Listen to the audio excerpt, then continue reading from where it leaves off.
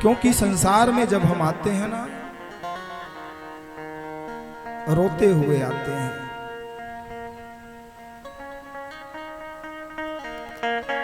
और संसार वाले जो है ना, हंसते हैं। क्यों? क्योंकि उसके घर में नया मेहमान आया है। लेकिन वो जब मां के गर्भ में रहता है ना, कष्ट पाता है। और 7वें महीने में जब उसको ज्ञान होता है, जीव को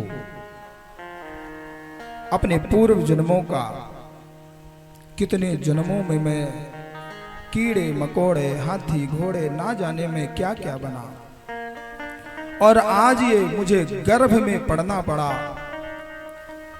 पुनरपि जननम पुनरपि मरणम पुनरे माता जठरे शयनम।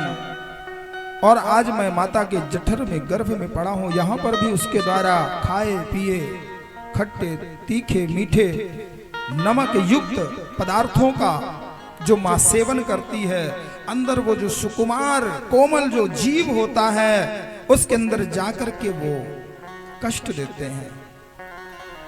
और उसी समय मां कहेगी भैया खूब मिर्ची लाओ, खूब खट्टा लाओ हमारे लिए।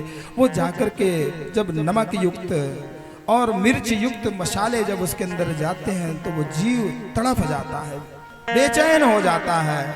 हे ईश्वर, इस गर्भ से बाहर मुझे कब निकालोगे?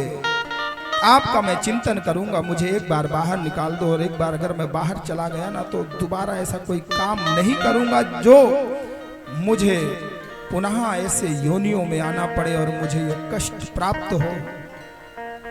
भगवान कहते हैं कि भैया ठीक है, जाना, लेकिन याद रखना लौट के मेरे पास आना एक दिन। और वो वचन दे के बाहर आता है। 10वें महीने में, चाहे वो बेटा हो या बेटी, कर्मानुसार जीव जो है जब बाहर आता है। स्त्री का शरीर दुखों का घर है। पुरुषों से अधिक दुख माताएं बहनों को होता है। स्त्री का शरीर ही भगवान ने बनाया है कुछ कष्ट कुछ दंड देने के लिए।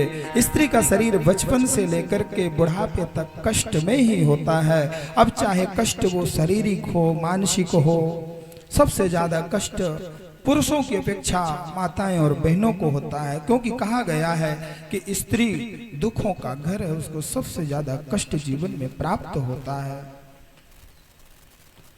आत्मा होती है, आत्मा होता है, कोई कहता है ना भैया, आत्माएं होती हैं। अब वो आत्मा किस शरीर में आकर के उसने क्या कर्म किया है?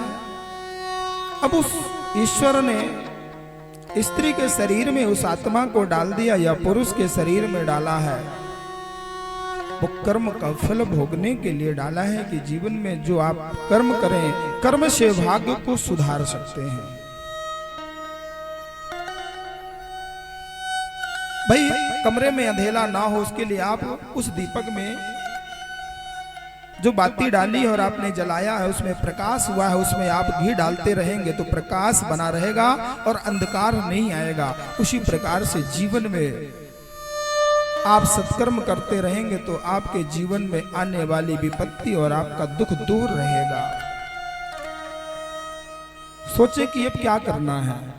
भगवान ने सब कुछ तो दे दिया है, घर मकान दुकान बीबी बच्चे, अब सुखी है भैया। धर्म करके क्या करना है, पुण्य करके क्या करना है? तो जानते हैं, जब तक आपका वो सत्कर्म आपका वो पुण्य वर्तमान का या पूर्व काल का आपका है, जब तक वो सुख आपको प्राप्त होगा।